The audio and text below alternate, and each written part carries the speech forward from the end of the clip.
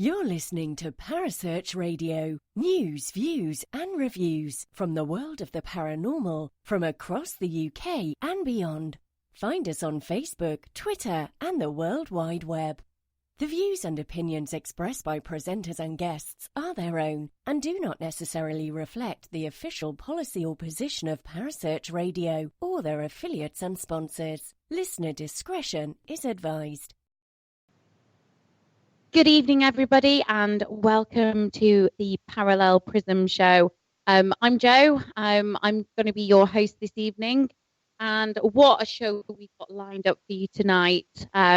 We've had some amazing events over the weekend that Parasearch have been attending. So we had Neil from our Tuesday night show, who is part of the Haunted Antiques Paranormal Research Centre. He was down at the Supernatural Fair with the lovely Jane Harries and Karen Frey.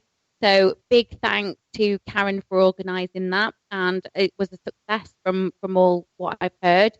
I've been a bit unwell this weekend, so I've not been anywhere. So I'm a little bit boring, as I think Terry's already spoken to everybody earlier on this evening about what the Parasearch presenters get up to. But without further ado, I've got a great show lined up for you. Now, I've got a young gentleman who hasn't been on this show before. I only very rarely speak to him as well. But this is a gentleman from Afterlife. I hope I've got that right, actually. But his name is Liam. Now, Liam, I'm not going to pronounce your surname because I really don't want to get it wrong. But thank you so much for joining me on the show tonight. No problem at all. Thank you for having me on. My surname, just for the record, it's Cupkovic. I thought it was, but I didn't want to. It's like anything else, isn't it? If you get somebody's surname wrong, you kind of think, oh, I shouldn't have really said that. But yeah, it's a pleasure to have you on. So, well, thank you very much for having me. Yeah, a lot of people probably know of you who've been on events with you previously. I myself haven't been on an event with you, but we're going to discuss all things medium and paranormal and how that ties into how you use your mediumship skills on your events. So who do you currently work within a team with? So I currently have my own team set up, which consists of 7 other individuals.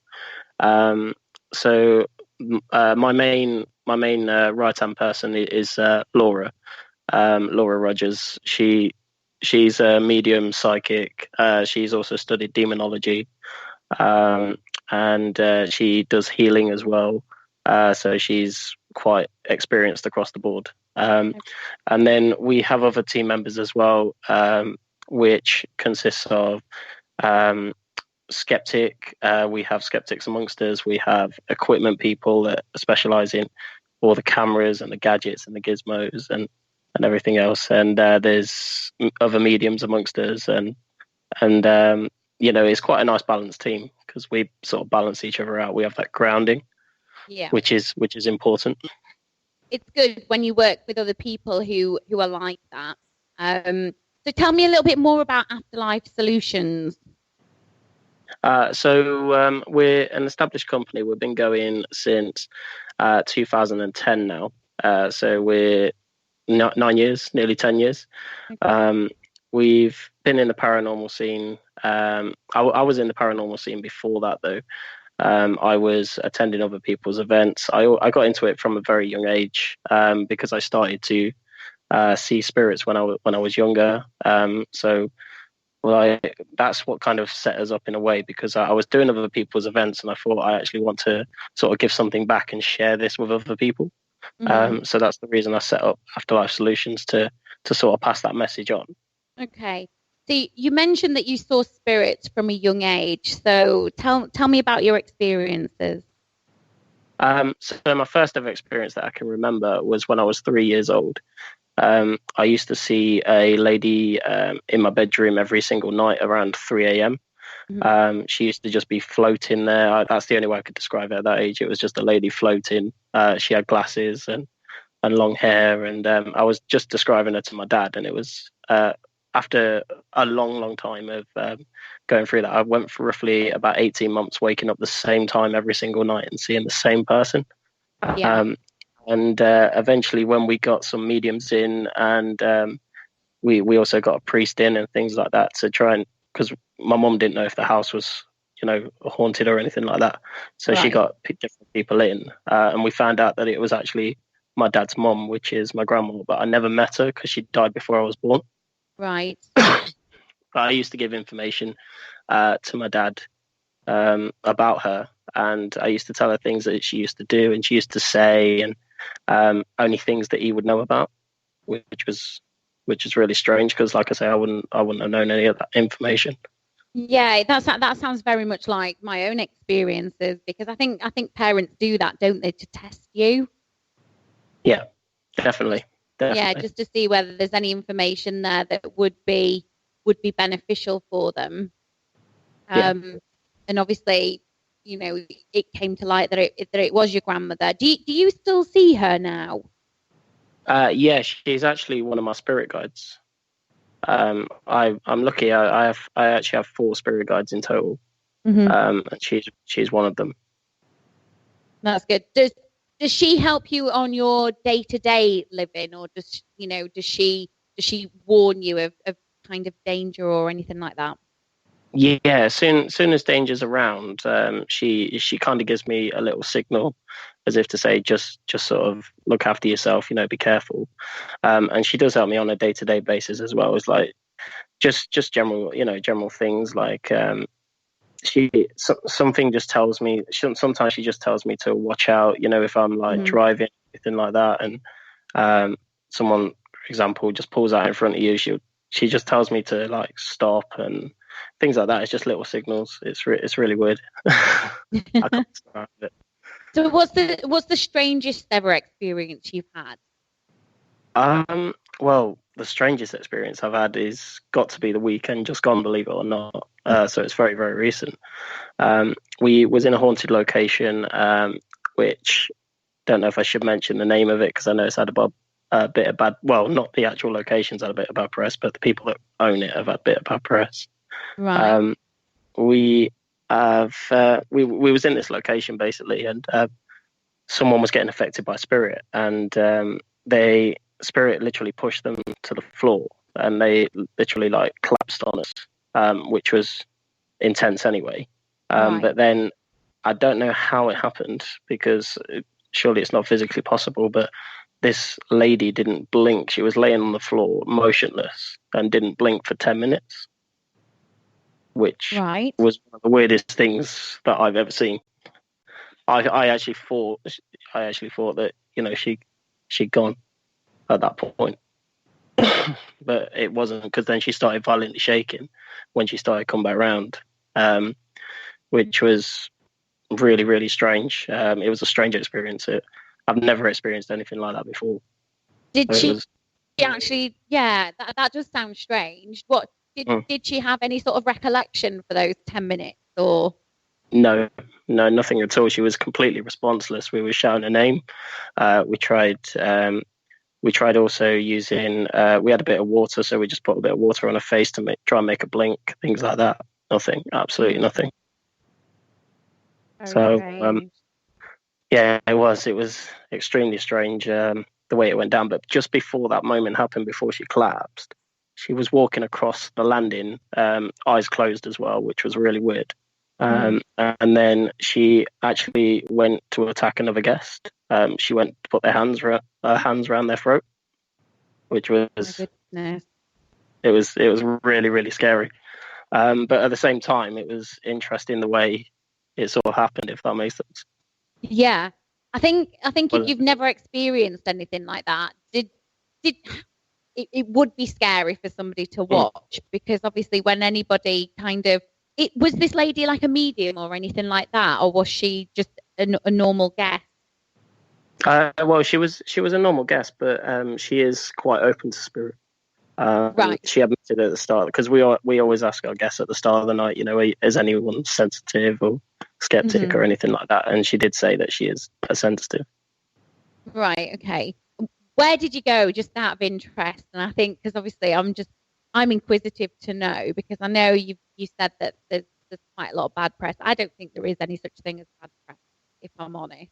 I think, Yeah. Every single location you can have good experiences or you can have bad experiences. But that sounds like a location that I definitely want to be going to. Yeah, definitely. Well, it was actually the Poltergeist House in Rotherham, Oh, right, which is okay. owned by Lee Steer, which is Ghosts of Britain. Right, okay. So yeah, I've heard quite a lot of things about that property and about the negative entities that reside there. Mm-hmm. A medium friend of mine, he went a couple of weeks ago and he said the same thing. He said that there's something there that is definitely not human, Yeah. but also definitely shouldn't be there, and kind of thinks that it's been summoned. So, with that in mind, what did your friend? Is it Laura? You said. Yeah, Laura. Yeah. Yeah. What did she make of it? Laura, she was really, really good in the situation because because she's a healer, she went straight to the issue and used her healing energies and things like that. She actually got down on the floor with her, covered her third eye over, and then started saying prayers and healing and everything else to try and help her. She reacted really quickly and really efficiently, but she's studied demonology and stuff. But Yeah. I was actually quite skeptical about demons because I'm not sure if they exist or not. But after that experience this past weekend, it does leave questions in my mind now, if that makes sense. Yeah, well, I think it's like anything, though, isn't it? I think in spirit and in humans, if you're not a very nice person in the life, then you're not going to be a very nice person in death. However, I know I'm not going to preach on about the Bible or anything like that or religion, but there's got to be some form of evil in this world, hasn't there? That is non-human. Otherwise, we wouldn't be able to summon them, would we? And demonology, as we know it, wouldn't exist. Exactly. But I've just personally never experienced anything until the weekend. Like I say, when it was that moment, really, that it was them 10 minutes where she had her eyes open and she was completely unresponsive. That's when it got me the most. Yeah. Have you been in contact with her since the episode at the weekend?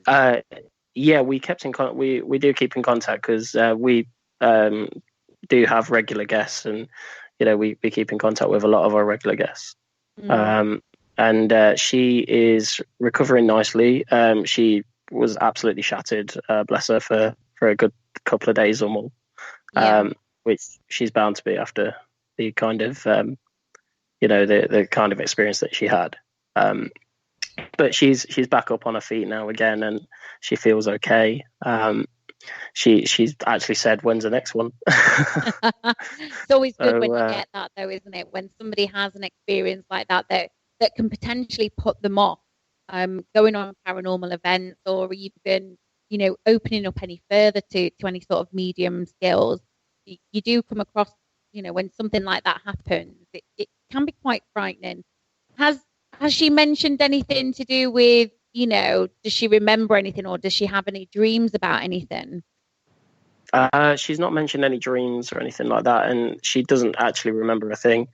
But Lisa has cameras in that place, so I have sort of messaged him and said, is there any way we could get a hold of that footage? Because it was a guest event, so we weren't expecting sort of that kind of thing to happen, if that makes sense.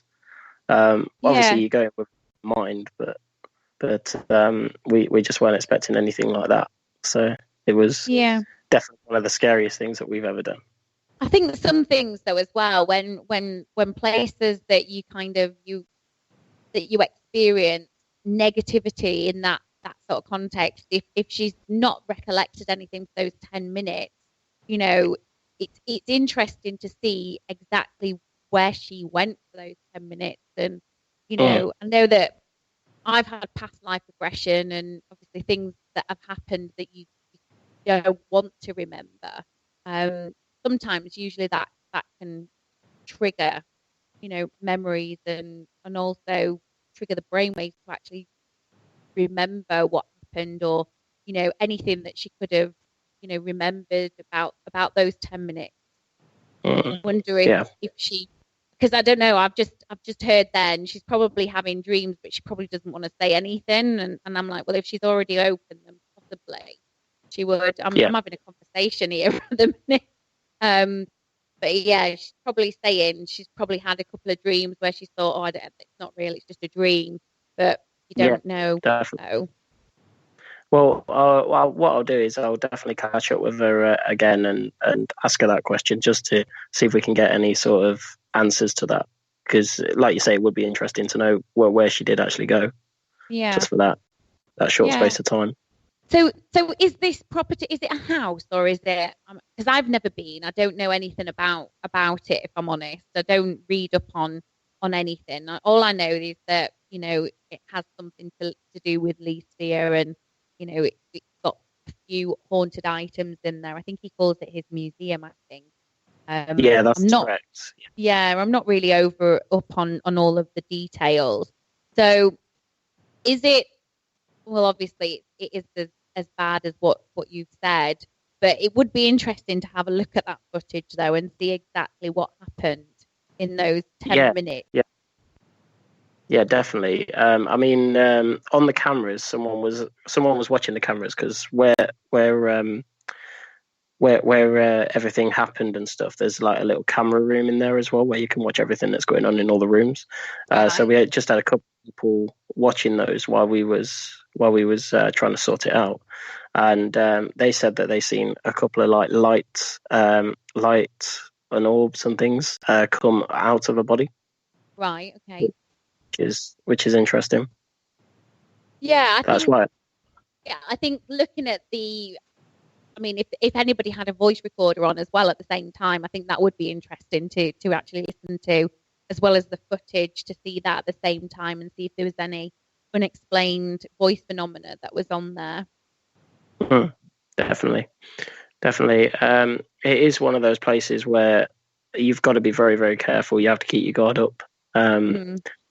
Because I mean, as soon as we got there at the start of the night, what happened is me and Laura was in there on our own, and then we were just going to go up the stairs because no guests were due to arrive yet, and the door just started rattling. The main door that we came through, it was locked and it started rattling. But we checked the. We was in the camera room at the time, and the camera room as at external outside the door, and no one was outside the door. But it just started rattling quite violently, which was, we thought we're in for a bit of a game here tonight. Yeah, I think usually what happens is they do that, don't they? To start off with, they like to put the fear of God in you before they start, and it's like any sort of house with any negative energies that are there, and you kind of know as soon as you walk in what sort of an evening it's going to be. Yeah, definitely. It is, like I say, it is one of the most interesting places that we've done. The first time I went there, though, because I went there as a guest myself, just to sort of explore the place before we sort of hired it out. And the first time I went there, we got absolutely nothing all night, like nothing on EVPs, nothing. We even the mediums of the group and sensitives, they didn't feel anything, which was really strange. And we thought, obviously at that point, we thought, oh no, we've booked this place and we're going to be sort of like, it's going to be dead all night. But so how long before that? How long before did you go to the location before you actually booked it? When you experienced nothing? It was roughly about 4 weeks before my event was due to take place. Okay. So that's interesting in itself, though, isn't it? And I think sometimes on public events, certain members of groups that claim to be skeptics and claim to be non-believers, do you think that they would have kind of brought the atmosphere down so that it wasn't kind of playing along? Oh, definitely. I always do believe that you have to get the right balance of energies to actually experience activity. It's not going to happen if you just sort of got someone in the corner crossing their arms folded and not interacting. Not interacting, and yeah. So I believe you've got to get everyone interacting to try and get some kind of reaction. Yeah, and obviously, if you've gone with like-minded people to that location, and everybody is, quite open, like you said about the lady, then that will stir up more activity, won't it? Yeah, definitely. I mean, before that incident happened, we was down in the cellar, and we just lit a couple of candles in there, and the candles were starting to flicker, and they was almost burning out, but they were completely like full candles, if that makes sense. So they weren't on the verge of like, the wick weren't too low or anything like that. Yeah. And they was dimming down. They nearly went out at one point. We've seen a few shadow people as well on walls, and actually starting to move forward and things like that. It actually got to one of the members of the public. Actually, she actually started crying down there. She actually broke out in tears because spirit was constantly touching her hair, right? Which was quite interesting. Yeah, and you could actually see her hair moving as well. It wasn't just like she felt it; you could actually see her hair actually moving. Yeah, I think when certain things like that happen, a lot of people don't really like it, do they? They just, especially guests, they're like, oh, I'm sure I've just been touched, and a lot of people, I used to find that when we used to do events, we used to say to people, if you think you're being touched or if you feel anything, just let us know, because chances are that somebody else within the group may be feeling exactly the same way. Which always does happen. Now, you've been along with another Parasearch presenter, Paul. You went to the Haunted Antique Paranormal Research Centre, didn't you? And partook in the seance with them. That's correct. Yeah. I have a lot to do with the Paranormal Research Centre. I have a lot to do with Neil and Jane. Absolutely amazing people. And Paul was fantastic when I met him. Absolutely fantastic. Paul's lovely, isn't he? He is. He's fantastic. Yeah. But both Neil and Jane. Lucy as well. Yeah, both Neil and Jane are fantastic as well. So, I know that Paul and Richard went there as well, and I was actually going to come down for the séance, but I didn't manage to get there. However, what experiences did you guys have on that on that night? There was quite some good experiences going on. I mean, Jane was picking up on quite a bit. She kept saying about colours and things like that. She could see these colours like swirling around in an anti-clockwise direction, which was quite an interesting energy. But at that time as well, they felt that someone had tried to put a block on spirit in some kind of way to try and get rid of like all spirits, because the place downstairs, that they own another part of the building basically, and apparently they've been experiencing some activity and they're not kind of happy about it. So they was on about getting someone in to try and put a stop to it. But spirit was obviously trying to fight and trying to build a bit of a reaction to that. So it was quite an interesting evening. Not a massive amount happened during activity-wise, but there was feelings, and we could hear a couple of footsteps outside the room and things like that.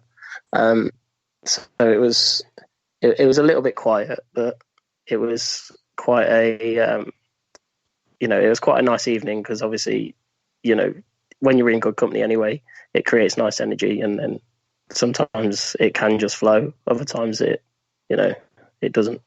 Yeah. I mean, I love the Haunted Antiques Research Centre anyway. It's probably one of my favourite places to go. I went there with MJ Dixon and with another girl called Claire. Just the three of us were investigating there, and some of the things that we picked up, just three girls sat in the séance room, and we got a male a male voice on the EVP, and it was just unbelievable. And some of the things that it was saying were just right. The split second was when somebody was touched, and when you saw things out the corner of your eye, like running around the room and things. It was just, it was unbelievable. And, I love that place. And even though it's quite a small location, it's very intimate, but very welcoming, so to speak. Oh, definitely. Yeah. Definitely. I mean, Neil's done a fantastic job with the old location in general. He started off, just with basically a couple of items, and now it's unbelievable the amount he's got, and the amount of activity that he gets and things like that is absolutely incredible.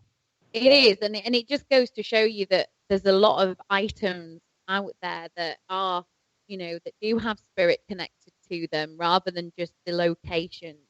And it just kind of just makes that a little bit more prevalent, doesn't it? With when people say, "Is it true that items can be haunted?" Definitely, and I agree with Mr. Packer definitely 100% that items definitely are haunted, and there is a lot. I think there's a lot more to be discovered in the paranormal field with surrounding items. Mm-hmm. Items, I believe that we, as human beings as well, we leave our energies around. So, like, for example, if you meet your friends down the pub or something like that, or go out somewhere, you have a bit of a laugh and a bit of a joke and stuff. You're actually leaving a piece of you there for history. So later on, when the times come and we're all gone, the next generation of paranormal investigators could probably pick up on that we were there and things like that, but they wouldn't actually know who we are, if that makes sense. Yeah. It's funny you should say that, because it's exactly the same as the stone tape theory, isn't it? And basically, it's quite. I investigated a place called Kershaw House in Halifax, and we had a devil's toy box in there, and we actually locked it in the snooker room, put it on top of the snooker table, and locked it off. The room was locked. There were nobody in the room whatsoever. Now, when the people who had the devil's toy box, when they actually reviewed the footage of that, you can hear a rowdy bar area, bearing in mind that Kershaw House was closed to the public. You could hear billiard balls being potted. You could hear, people moving the scoreboard as well. You could hear like the squeak on the numbers. And that was just unbelievable. And there was about 10 minutes worth of that happening, but the room was locked off and there was nobody in there whatsoever. That's absolutely incredible. Yeah. That is fantastic. It's an amazing place, and it's Kershaw House actually in Halifax, and it's a pub, and it's it's one of those locations that is a very little hidden find. And it was part of when Oliver Cromwell was doing all the burning of the churches and everything. I'm not up on history, so Penny will shoot me for probably getting this wrong. But yeah, apparently he stopped there after he destroyed something in the area. Okay. But apparently they do hear the billiard balls being potted quite often, even in the main bar area when there's nobody even in the room. So, but it is quite an active place, and it's one of those places that will always kind of stick in my head, having things like that have happened as part of the stone tape theory. Yeah, definitely. I mean, locations do stick in your head for those type of reasons. You remember the best ones because of the amount of activity you've had, and you sort of remember the worst ones because the worst ones, believe it or not, the ones where you don't actually get anything, if you're with the right people and just having a laugh anyway, and you sort of remember those times as well. It kind of springs to mind. So it's all about the energies, though. Again, it's all about who you're with and the balance and everything else. So where's your favourite location then? My favourite location in the UK that I've actually done is Tatternold Hall in Knutsford. That place is absolutely incredible. It's very, very old, full of history. Kings and queens have gone there. It's been a house. It's been a school at one point many, many years ago. It's been all sorts really. There's a barn on there. It used to be a farm as well. Yeah. It's absolutely amazing. The whole building is just fantastic. But the only thing is, if you don't like bats, don't go because there's loads of bats in there. Yeah, there is Loads of quite a few bats in there. Yeah, definitely. But that place absolutely amazes me every time I go. I always learn something new about it because there's so many different layers to it. It's incredible how many layers there are because, like, when in mediumship and things like that, and when you're, tuning into spirit, it's surprising the different frequencies and things like that. The things that you hear, the things that you see, the things that spirit tells you. You get in communication. You could be communicating someone from, say, the 15th century, and then someone could just walk through the door and they're from the 18th century or something. So you're on a completely different plane again. So that place is incredible for things like that. Yeah, it's unbelievable how spirit happen to layer things up, though, isn't it? I mean, like most things, it's usually the land that the spirits are connected with, rather than the actual buildings themselves. It's the land. Definitely. I mean, the good thing about me and Laura as well, when Laura gets tuned in and I get tuned in, I'll get part of the story and she'll sort of finish off the story. And we've actually, like, what we do is we go in blindfolded to any location, doesn't matter where it is. If we've never been before, we go in completely blindfolded. We don't look at history. We don't look up anything. And we see what we get. We write it down. And then when we look it up and actually, verify what we've seen and it's all written down and everything, it's like an amazing feeling because you feel like it's an accomplishment for yourself. Yeah. I think you do have to do that, though, don't you? I think you have to test yourselves. And especially if you're going into somewhere blindfolded and you know nothing about the history and you're actually coming up with names and you're describing people and, you actually come up with the same names as another medium. I think that's brilliant. It just goes to show you the validation that you have there. Definitely. And I like the way, going back to Neil at the Haunted Antiques, I love the way he runs things because what happens is obviously loads of people go there, as you know, and he says to everybody, tell me what you get, because he writes all the information down, and then say 10 people from 10 different groups have picked up on like the same name, the same dates, the same times, and things like that. And it's absolutely amazing because it's kind of verifying for yourself. It's validation for yourself, and it'll be validation for those others as well that have picked up on it before, because obviously these people have never met, they've never communicated, but they're all picking up on the same thing.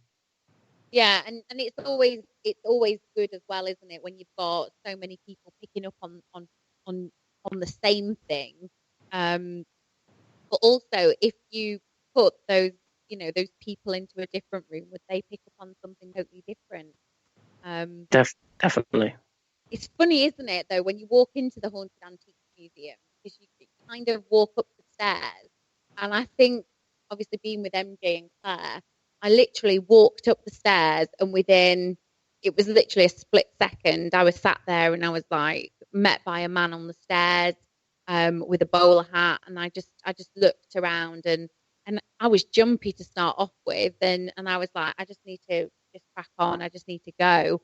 And MJ was like, are you all right? And I was like, yeah, I'm fine. I said, but I've got about 10 people waiting to speak to me. And I said, and I just need to crack on with it now, because if I don't, I said, this woman's just giving me information. But I think that the funniest thing was, and I say it funny, it wasn't funny, but MJ was setting something up. We were going to do an experiment in the main room. And I just recall out of the corner of my eye what I can only describe as looking like water. And it was like this shape, and it was like water, and it was only waist height.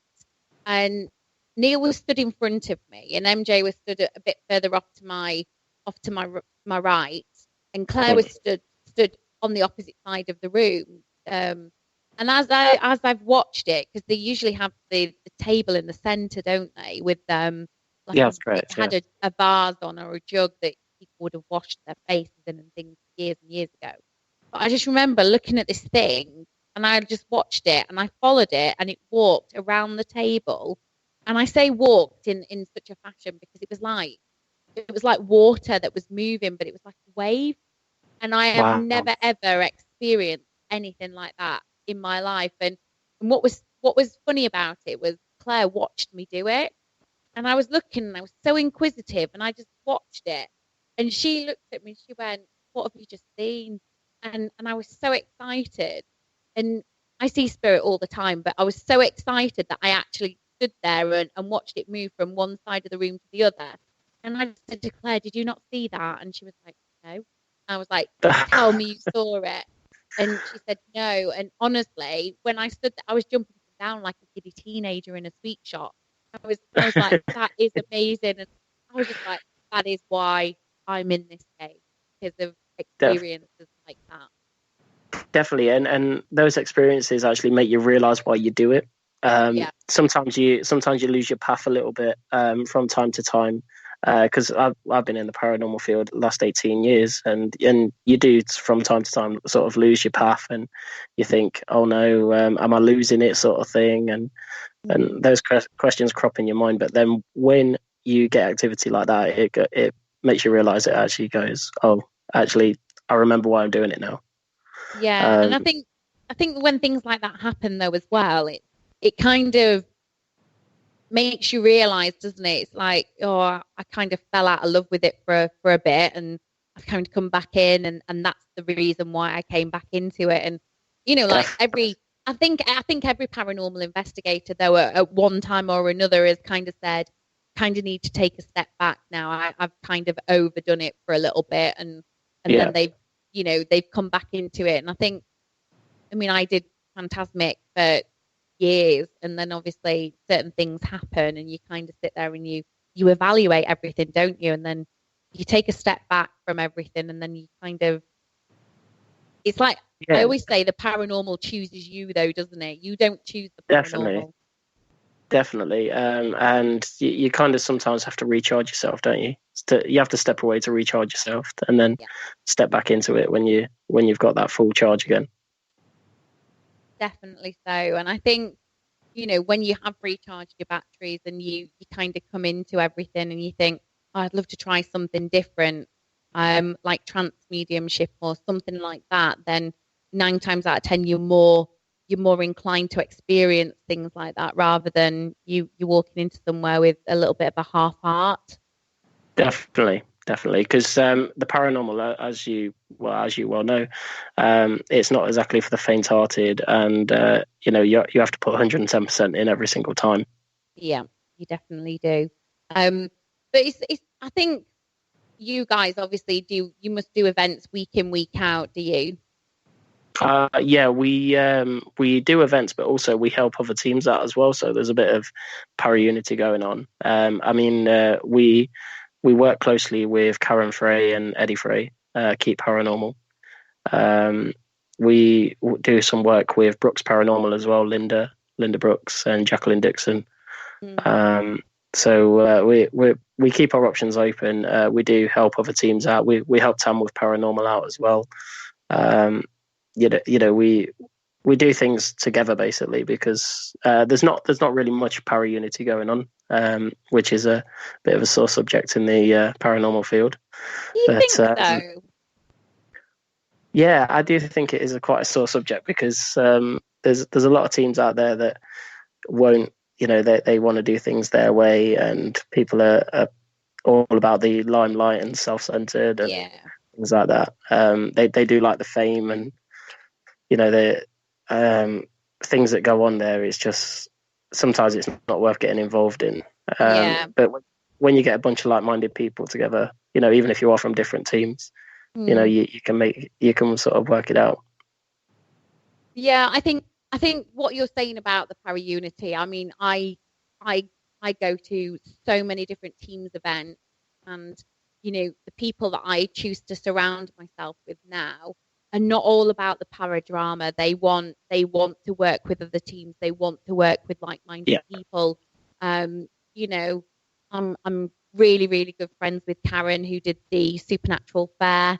Yeah, Really good Karen friends. Frey, Yeah, with the, because obviously it was Karen that introduced me to kind of you, and it's great when you've got people's recommendations on other people, and it is definitely. lovely. Definitely. Karen's also set up a psychic night as well on the 17th of October, which I'll be attending that as well. So I'm looking forward to going to that, and she's invited me along to be actually one of the mediums for the night. That's fantastic. She's great, is Karen, and she does things like that, and she is very, very good at organising, the psychic suppers sort of thing, the supernatural fairs, and it's brilliant. And it's not just that. I think Dave Harasny as well, from Entering the Unknown Paranormal. He organised the Warwick Castle Para-Unity event, which had the likes of UK Haunted there. It had MJ, it had Karen and Eddie, it had Gary Field, had so many people, and it was brilliant. But it's when you get those people all together where there's no egos, there's no backbiting, everybody just wants to get in there and investigate. It's fantastic because you learn so much from everybody. Definitely. I mean, I had the privilege of investigating with Jane Harris it was at Bosworth Hall, and I learned so much off Jane just in that one investigation that we did together, and it was absolutely incredible. I mean, Karen, once again, it was Karen that introduced me to Jane,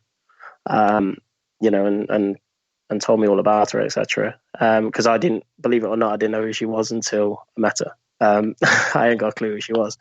But then, obviously, when I spoke to her and investigated with her, I got told afterwards. I didn't get told before I investigated with her who she was. I just thought she was a normal person. So I just treated her like a normal person. And then Karen was saying, "Oh, you do know she's been on the telly and she's done this and she's done that." And I'm like, "No, but I do now." I didn't treat her any different, if that makes sense. I think if you treat people differently to how they would want to be treated, then I think it's great when people don't know what you've done previously, and especially if they don't know, then they don't have this preconceived notion about how you investigate or anything. And that's why I love investigating with so many different teams. Yeah, definitely. I mean, one of my ultimate dreams, you've already done it, is I've always wanted to investigate with MJ, but I've never had the opportunity to investigate with MJ. I'd love to just put it on the list, if that makes sense, just even if it's just one night because I think she is absolutely amazing at what she does. It's fantastic. I've seen obviously things on the TV, and Karen's told me a couple of experiences and things like that. And it's amazing what she does. I mean, I'm lucky enough to have Jane Harris join me though in January on one of our public events. She's coming as a special guest, so that's going to be absolutely amazing. So where are you heading to? That's actually at the Haunted Antiques, believe it or not. Oh, fantastic! So yeah, it's at Neil's place. Originally, it was supposed to be in December, but Jane had a couple of things on with the kids and Christmas parties and all that sort of stuff. So we kind of rescheduled for January. Yeah, I think that's the thing, though, isn't it? When you're a mom and TV gets underway and your shows start being aired and things like that. I think I mean, I know Karen, bless her, she's been trying to get us all together so that we can all investigate the Haunted Antique Research.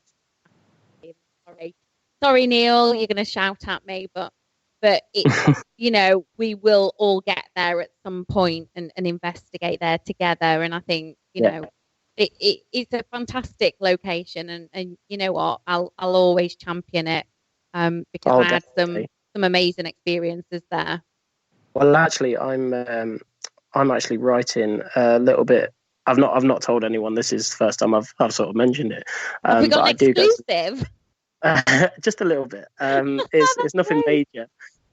It's nothing major, but I'm just writing bits about the findings that I've found at the Haunted Antiques. I'm doing a little bit of a study on it, because I've been there a number of times over the last 18 months or so, and I have picked up on different spirits at different times, and different entities, different energies, human, non-human, creatures, things like that.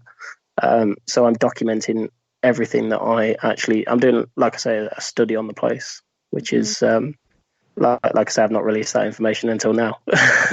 That's brilliant though, because you could have so many people's input, because so many people have been there and had such different experiences. And I mean, some of the stuff that I experienced while I was there, it was just unbelievable.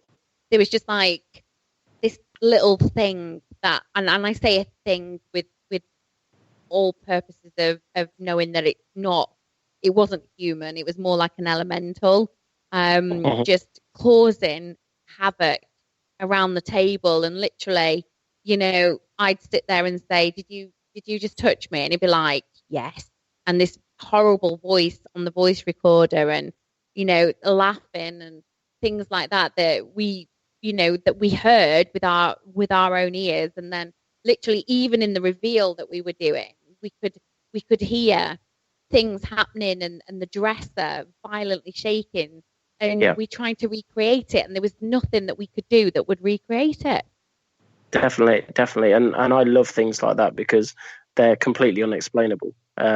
Which, we're not saying everything is paranormal, because unfortunately not everything is. I wish it was, but it leaves questions, and if you can leave any investigation with more questions than answers, I think that's a really, really good night myself. Yeah, definitely. And I think if you go with more questions than you have answers as well, I think that's a great location.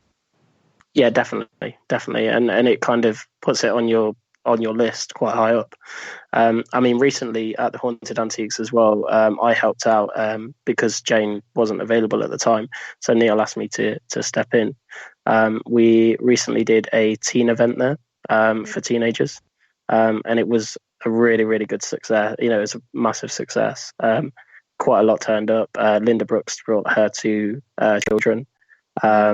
There was Cara Frey brought her two nieces, and there was a few other children there and stuff like that. And they actually really got into it and really got things going. And each and every single one of those children had an experience to take away with them. I think it's great though, because that is the next generation though, isn't it, of the paranormal investigators having such an interest at that age. Because I know as I was growing up, and I don't know whether you found the same, but there was nowhere, the investigation teams were very few and far between. Oh yeah, definitely. Yeah, there wasn't half as many as what there is now. Oh no, you see roughly like probably about 10 new teams a week now. Yeah, it's absolutely ridiculous now, but back then there was hardly anything around. It was just literally a select few people doing it, and that was it. And I think back in those, well, I'm speaking, I'm probably a lot older than you, but speaking from experience, when I was growing up, I started reading books about Harry Price when I was about 7 or 8, and started reading all about Paul Rectory and the hauntings there, and started to read about haunted England and haunted Scotland, and all books from bygone years. And I'm saying the bygone years because I feel ancient right now. But yeah, there was nothing, and my mum used to take me to the spiritualist church just so I had somewhere where I could harness what I had. And yeah, definitely. But if I'd been part of a paranormal team at, say, for argument's sake, age 15, 16, then that would have been brilliant for me. But people used to, I don't know, you get hard with a brush, didn't you? If you said that you were interested in that sort of stuff at school, and definitely. I mean, you still do now, really. You mentioned it to some people, and they sort of like put you in this weird category. You know, you're a bit of a strange person, or you know, you're not normal and things like that. But it's every day. You know, it's everyone's choice, isn't it? Yeah, and that's what what it I boils say as down to. well. I always sit there and say, you know, each to their own. You know, I don't like going to watch football on a Saturday or anything like that. But you Yeah, know, I'd rather sit in a cold, dark, you know, Drakelow tunnels on a Friday night and be yeah. absolutely knackered for 2 days afterwards because I've investigated a building that is steeped in history, but also paranormal activity. Yeah, exactly. I'm exactly the same as you on that one. I'm in your boat on that one. I would rather sit in a dark location and try to communicate with spirit rather than do something else. Like some people would go out drinking or whatever, but I'd rather do that. So it's like I say, it's about choices, isn't it? Yeah, we Um, always say that, but don't we? We're going out for some spirits, but not of the alcoholic kind. yeah, definitely. But the teen event actually that we hosted with Neil, it's inspired us to actually do some more. So in May, we're at Gresley Holder Hall in Swadlincote, and we are actually doing our own teen event in May. Fantastic. So So we're when we're trying to encourage younger people to step forward into the paranormal. and that's great though, isn't it? Because it kind of gets the word about, and it also gives, you know, the kids a chance to investigate under the watchful eye of seasoned paranormal investigators. But it also Yeah, gives them that little bit of responsibility as well, yeah, to yeah, to definitely. actually experience things themselves. Definitely. I mean, we don't hold back as well. Just because it's a teenagers event, we don't hold back. We still do the things that we'd normally do, but we do them in a more controlled way, if that makes sense. So, Yeah. if any obviously negative entities come through, then obviously we put guards up and things like that because Hmm. we obviously don't want children to get hurt or anything like that. Hmm. So we put extra protection there and things like that. But we just do things as normal. So we'll do human pendulums, we'll do table tipping, we'll do ouijas if it's okay with everyone. We do like K2 activities, REM pod activities, spirit Hmm. boxes, things like that. So we treat it as a normal investigation, just obviously with younger people. Yeah, and I think it's great. I think it's great what you're doing, and Neil as well for opening up the doors to the teenagers. And I know that there's a young lad who Neil has coming in, and he's been going in for quite a while, and I can't remember his Oh, you mean name. Evan? Yeah, Yeah, yeah, he's Evan. Yeah, he's such, lovely. We all know such a Evan. lovely young man, isn't he, as well? And He makes a nice goes cup of in. tea as well. Oh, bless him. I don't think I had a cup of tea from him whilst I was there. I must go back down and ask him to make me one. But so, what events have you got coming up then?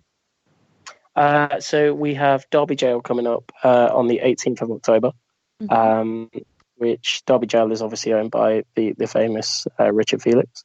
Uh-huh. Um, and then we've got a couple of private events. So we're going back to Falstaff, which is in Stratford upon Avon. We're actually doing that with Karen and Eddie Frey. Yeah. Um, it's going to be exciting. I can't wait to go back there. We've got the museum coming up in Nottingham as well. That's with Karen and Eddie as well. Hmm. Um, and we've also got the Haunted Antiques in November. And then we've also got 39 Degree Street in Hull, Hmm. which is absolutely fantastic location.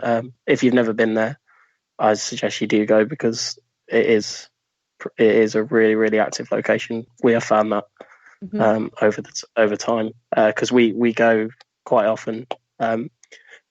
And then we've actually got one in Derby as well called Ashbourne Town Hall. Yeah. So that's on our list as well. That's literally the night after we do Hull. So we've got to travel up to Hull because we're based in Leicester. So Hmm. we travel from Leicester to Hull, then back, and then over to Derby. Oh, bless So, you. So that's quite gonna a be road trip. Yeah, definitely. Okay, But and we love the road trips. yeah, where can people get tickets from if they wanted to come on your event? So we're all over Facebook. We're absolutely scattered over Facebook. Just go to Afterlife Solutions on Facebook and give us a thumbs up, and all the information is on there. I shall be having a look at that. But we're running out of time, so thank Is you, it been an Liam. hour? Nearly, yeah. We were like literally 3 minutes. It's like Wow, it's gone so. it's gone so quick, hasn't it? Yeah, definitely. I can't believe it's out of time already. Nearly. I Wow. know it's madness, but congratulations on getting your teen events up and running as well, and keep me posted about that because I think Well, just before we disappear as well, we have got an event next year for Halloween. What we're doing though is we're doing it as a mystery ghost hunt, so we're not actually going to tell you the location until 24 hours before the event. But on the Halloween one as well, what we're going to do is we're going to advertise it as fancy dress as well, and the best fancy dress costume actually wins tickets to the next event. Fantastic. Oh, that sounds really cool, that. So it's going to be absolutely amazing. Like I say, I really want to say the location, but I can't. No, don't do it. Don't do it. It's the marketing, I'm isn't really, it? really excited. Yeah, you don't want to be doing that. The marketing will speak for itself. So yeah, but thank you so much for joining me tonight. And if you want thank you so much for having me as well. No problem. And I hope I get to see you soon as well. Yeah, definitely. Book on one of our events or something, or I'll invite you. Could possibly sort out a special guest if you want to come as a special guest. That sounds great. I will. I'll definitely be having a look at Afterlife Solutions on Facebook, and I'll give you a thumbs up as well. But if you guys out there are wanting to go on any events with Afterlife Solutions, do have a look at them on Facebook. And don't forget that you can catch up with plenty of our shows this week on Parasearch. We've got Neil and Jane on tomorrow evening at 8 o'clock. We've got Terry and Paul, and we've got the lovely Mark Manley and the gorgeous Penny with her haunted histories. We've got shows every night of the week, and just remember, all you have to do is click like and subscribe and share, and you can also catch up with us on YouTube. If you fail to listen to any of our shows, you can always catch up with them. But this is the Parallel Prism show, and we've got a great guest lined up for next week, so make sure you tune in. And I'm Jo, and I'm going to bid you good evening for tonight. So take care and God bless.